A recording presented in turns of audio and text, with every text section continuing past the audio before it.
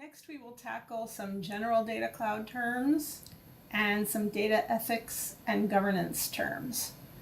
So we have the Customer Data Platform, CDP. I believe Data Cloud was originally called Customer Data Platform, and it got renamed as Data Cloud, but it is still referred to as a Customer Data Platform. So we have both of these terms. Customer Data Platform is defined as a platform or software that stores and manages data across systems to create a unified customer database. Also, a place where a company collects and stores data about its customers, but can't just collect it. They also need to be able to use the data. I'm not sure where it said that, probably in Trailhead or in the RISE curriculum. Data Cloud is defined as a product used to organize and unify data across Salesforce and other external data sources.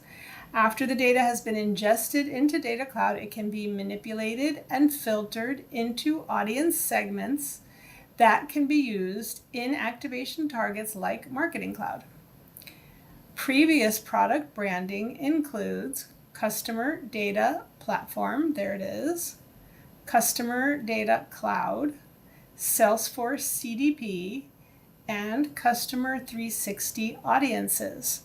Isn't that nice and clear that they tell us that all of these products are Data Cloud? And I believe it was also referred to as Genie. Data Cloud enrichment. An enrichment queries or copies the data stored in Data Cloud into an org. The two types of enrichments include copy fields and related lists. An allow list is a list in Data Cloud that controls which IP addresses where users can access their Data Cloud instance. And a block list is a list of email addresses, IP addresses, or domains that are denied access. A functional domain. In addition to Salesforce's first-party infrastructure, the Salesforce Pod, Data Cloud is also in public cloud infrastructure known as the functional domain.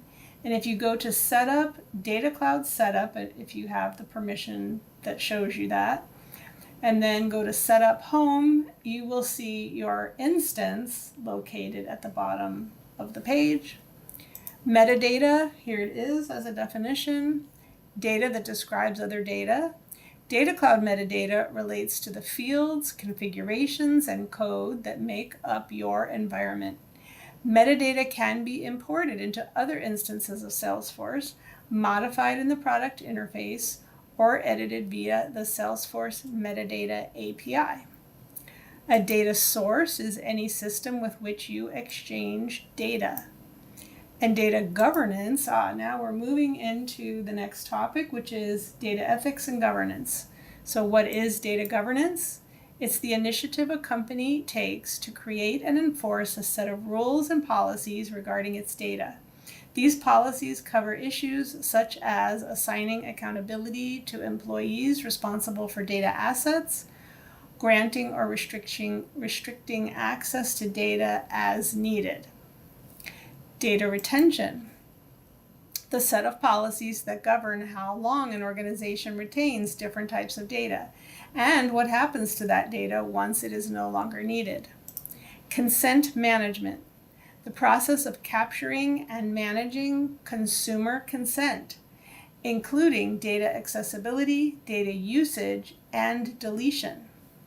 CPRA, the California Privacy Rights Act. GDPR, the European Union's General Data Protection Regulation, which grants customers rights regarding their data. In Data Cloud, these regulations include data deletion or right to be forgotten, restrict processing or restriction of processing, RFP, and data access and export. And now we're going to repeat those because we have RFP right here, restriction of processing, and RTBF, the right to be forgotten.